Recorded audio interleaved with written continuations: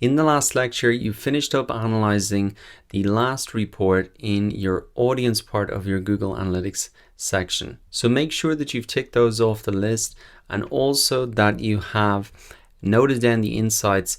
And what you can do in Google Analytics then is close down the audience tab. And in this lecture, we're really going to start to open up the acquisition section of your Google Analytics reports and start to analyze these. As you can see, the acquisition tab, the part of your Google Analytics reports, really show your traffic sources, the performance of your marketing channels, and that's what we really want to look at now over the next few lectures. These are the reports that we're really going to look at here.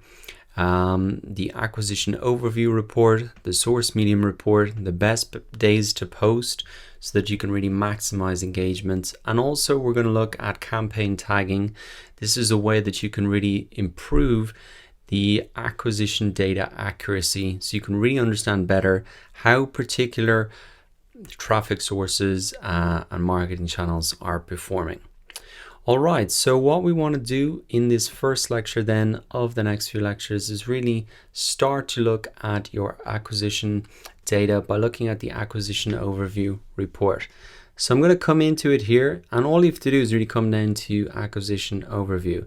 And what you really want to be looking at here is this pie chart here. This pie chart really shows the breakdown in terms of your top marketing channels and the split between the different accounts. The question therefore you want to be asking yourself to pull the insights out of it is, does the traffic overview report reflect your marketing investment in these traffic sources? This pie chart is going to be very different for everybody else. It's going to be different for me and you. It really depends on where you have invested your marketing time. And all you really want to be asking yourself here is, does that reflect where you've been investing your marketing effort? So I can see here that people coming directly to the site, that accounts for about 7%, people coming from email, 8%, social represents about 10%, and a big percentage is under this other category. But if I click in, I can understand what that is. That's really people coming through on email. So essentially what I am seeing is that a big percentage of my traffic at this very early stage has come in through email, and particularly this email send grid.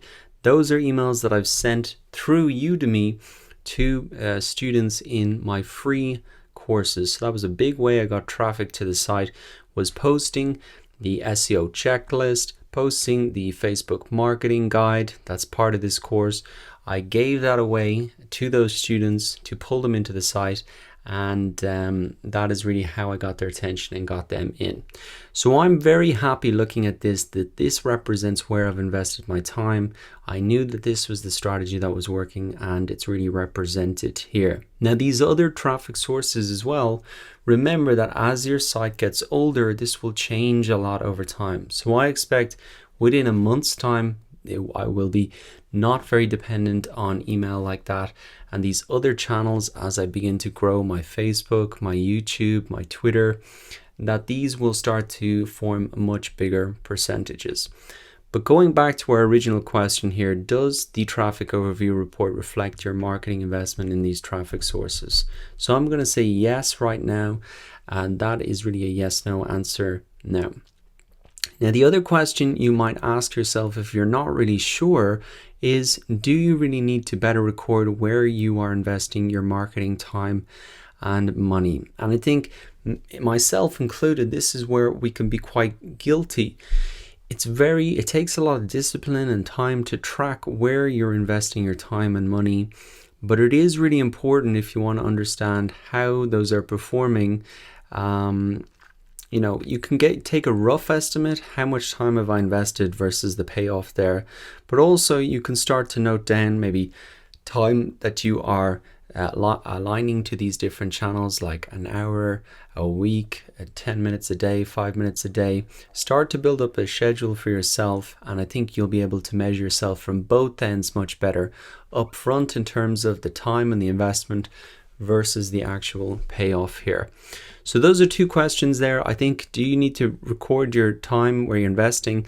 It's always a yes. It's always a bit of a challenge to do this. There's time tracking tools, but maybe even a better way is to set up a more of a marketing schedule and to really define the time that I'm investing into each of those sources.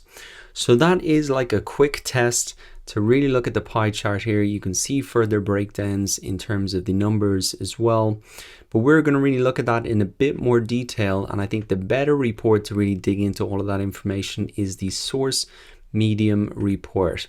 So I will see you in the next lecture to really analyze that. What I'm going to do is tick off here that I have analyzed the acquisition overview report. I suggest you do the same, note down your insights, and I'll see you in the next lecture when we're going to analyze the source medium report and really dig into the sources of your traffic.